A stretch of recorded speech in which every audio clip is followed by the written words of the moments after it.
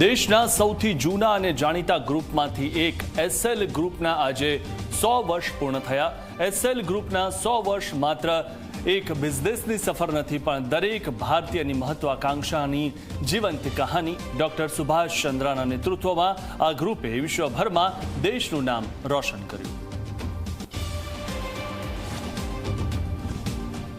બંગાળમાં શુભેન્દુ સરકારનો મોટો નિર્ણય। હવેથી મદ્રેસામાં પ્રાર્થના સમયે વંદે માતરમ ગાવું ફરજિયાત।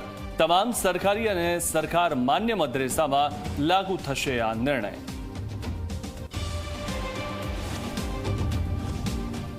રાજ્યમાં હજુ પણ ગરમીનો પ્રકોપ યથાવત। 43.7 ડિગ્રી સાથે અમદાવાદ બન્યું રાજ્યનું સૌથી ગરમ શહેર, તો અમરેલી અને રાજકોટના લોકો 43 ડિગ્રી તાપમાનમાં શેકાયા।